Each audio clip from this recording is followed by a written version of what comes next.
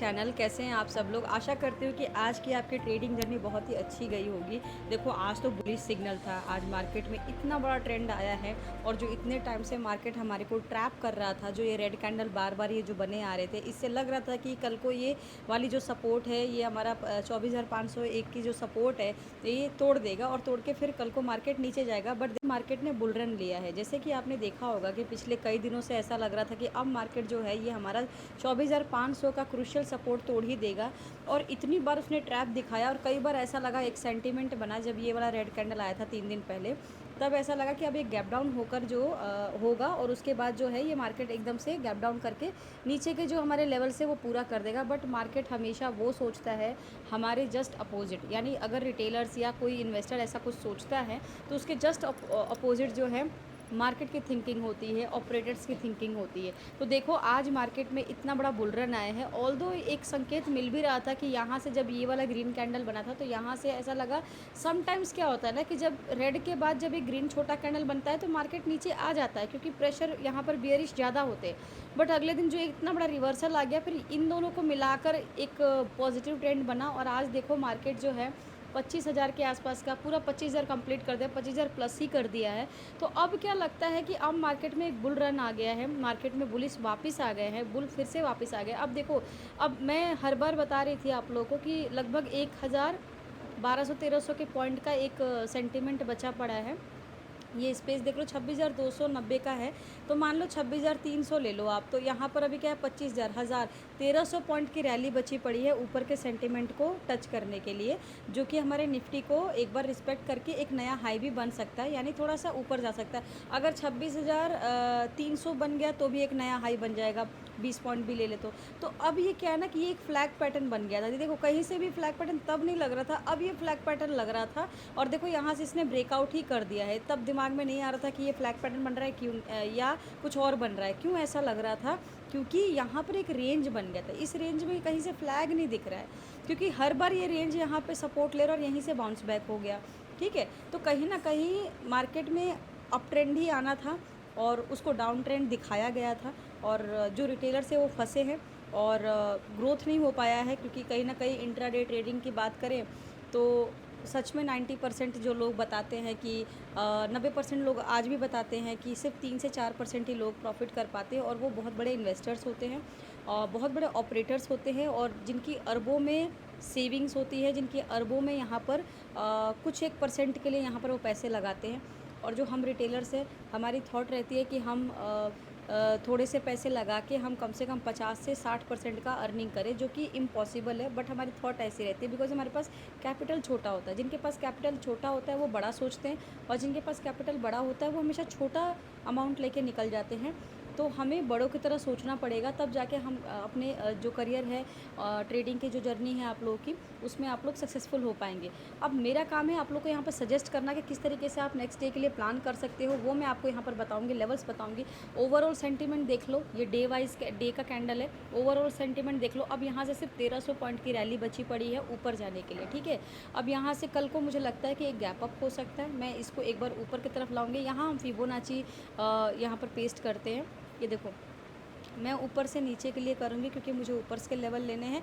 आप चाहो तो यहाँ से इस कैंडल पे भी पेस्ट करके, या फिर आप इसके नीचे लोअर साइड पे भी पेस्ट कर सकते हो, क्योंकि ये एक रेंज बाउंड बना हुआ था, तो आप ये भी कर सकते हो। बट मैं इस कैंडल को ही ले लेती हूँ। इससे हमें ना जो सिग्नल है, जो हमारे लेवल्स है, वो छोटे तौर पर दिखेंगे। अगर मैं इसको बढ़ा दूँगी और ये पूरे रेंज बाउंड को मैं अगर क्लिक कर दूँगी तो फिबोनाची फिर थोड़े बड़े बड़े लेवल्स दिखाएगा। तो अभी हम एक ही दिन के कैंडल पे ही फिबोनाची ड्रॉ करके आपको लेवल्स पे बताते हैं कि कल के लिए कैसे कैसे लेवल्स के लिए आप प्लान कर सकते हैं।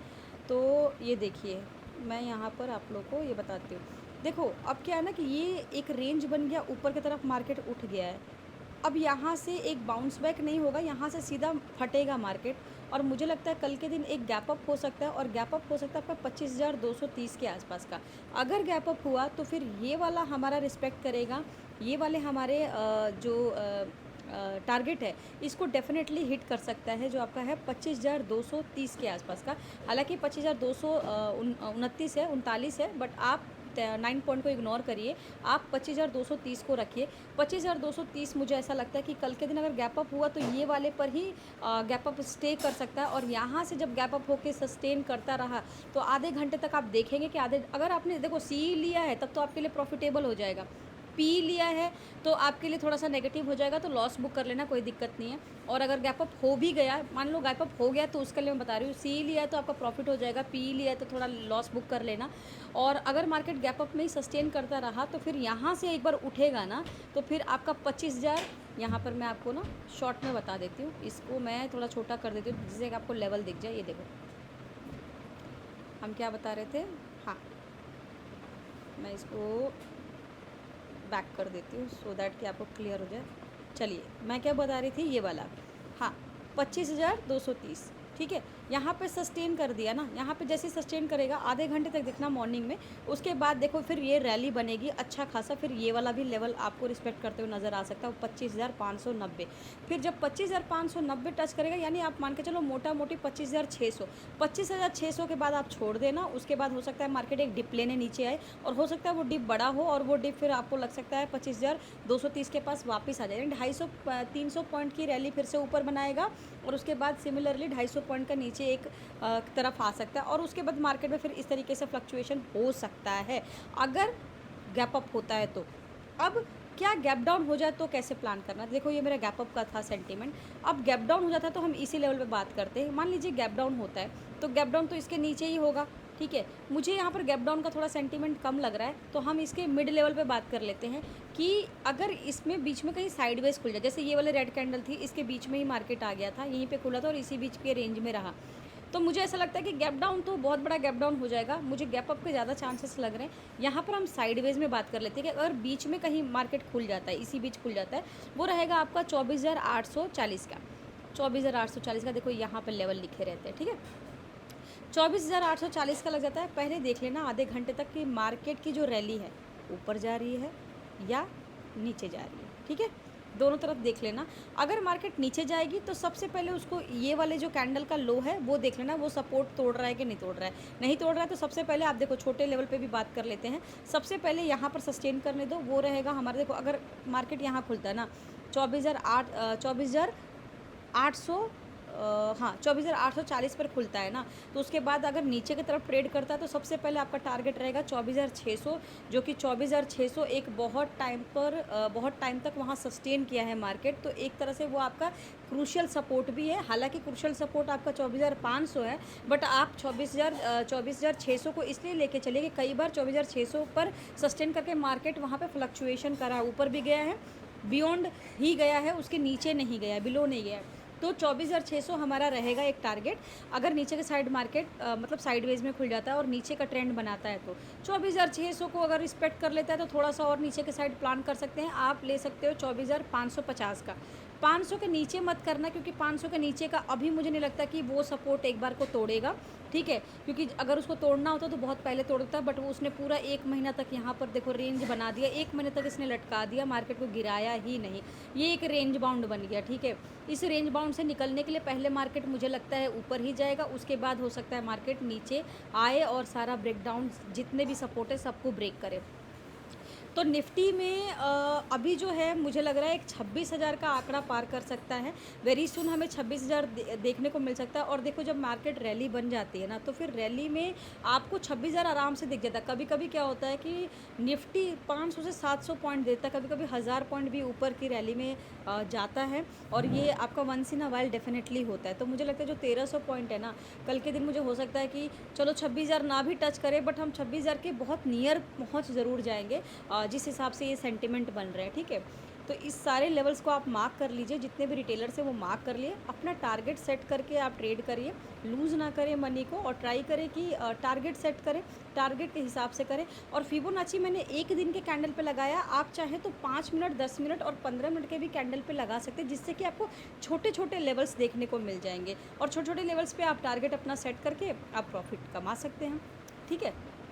आइए एक बार हम लोग बैंक निफ्टी पे भी बात कर लेते हैं। अब देखो बैंक निफ्टी ने ऑलरेडी अपने एक नए हाई को ब्रेक कर दिया है, ठीक है। हम लोग बता रहे थे बहुत पहले से, मैं अपने वीडियो में बता रही थी कि बैंक निफ्टी ने एक नया हाई बनाएगा, उसने एक नया हाई बना लिया है।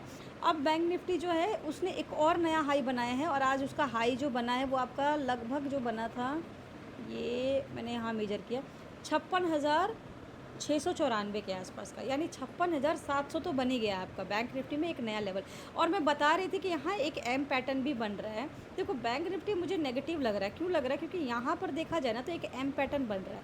और मैंने आप लोगों को बोला था कि देखो 56,093 को अगर ब्रेक किया ना, क्योंकि यहाँ पर मुझे एक कॉर्नर चाहिए, ये एम पैटर्न का एक कॉर्नर पॉइंट है। तो हमेशा जब दूसरा कॉर्नर बनता है तो थोड़ा सा वो ऊपर के साइड बनता है। तो अगर देखा जाए, देखो ये बन भी गया, ये बन भी गया, तो यहाँ से मुझे लगता है बैंक निफ्टी में एक डाउन ट्रेंड देखने को मिल सकता है। अब देखो इस तरीके से अगर हम एम बनाएंगे ना, तो ये देखो कितना ऊपर गया, उसके बाद जब गिरेगा ना तो अच्छे खासे आपको लेवल देखने को यहाँ मिल सकते हैं। मैं इसको एक बार डिलीट करती हूँ और इस पर हम फिबोनाची पर बात करते हैं कि फिबोनाची लगा के हमें कैसे कैसे प्लान करने हैं। हालांकि अभी मुझे बैंक निफ्टी में थोड़ा सा क्योंकि निफ्टी अगर ऊपर भागेगा तो हो सकता है कि बैंक निफ्टी भी थोड़ा सा ऊपर भाग जाए, उसके बाद मार्केट गिरे। बट मुझे अभी थोड़े से नीचे के भी लेवल्स एक दिख रहे हैं। मैं यहाँ पर लेवल्स मार्क कर देती हूँ। जो मेरा क्रूशल सपोर्ट लग रहा है वो मेरा ये लग रहा है 55,400 के आसपास का लग रहा है। ये क्रूशल एक सपोर्ट है बैंक निफ्टी में। अब बैंक निफ्टी में इतना बड़ा एक बुलिश कैंडल दिख रहा है, बट हम बात तो ऊपर के लिए ही करेंगे क्योंकि अभी सेंटीमेंट बिल्कुल पॉजिटिव। आप देखो RSI भी यहाँ पर 85 के आसपास का ट्रेड कर रहा है। ये देखो मैं इसको नीचे की तरफ ले आती हूँ, आपको सारे लेवल्स होप दिख रहे होंगे, ठीक है। मैं इसको ये वाले लेवल्स ले आती हूँ। अब देखो सपोज़ कि मार्केट में एक मुझे बैंक निफ्टी में गैप अप तो नहीं दिख रहा, बट बैंक निफ्टी मुझे लगता है कि कुछ इसी नियर बाय जोन में कहीं खुल जाता है।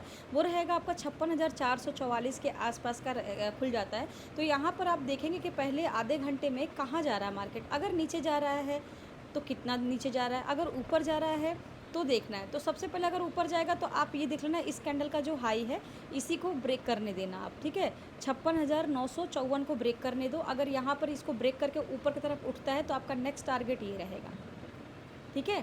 पहला टारगेट ये रहेगा, दूसरा टारगेट भी आपका ये हिट हो जाएगा। अब यहाँ भी सस्टेन करके ऊपर की तरफ जाएगा तो थर्ड टारगेट आपका ये रहेगा, ये रहेगा आपका 58,585।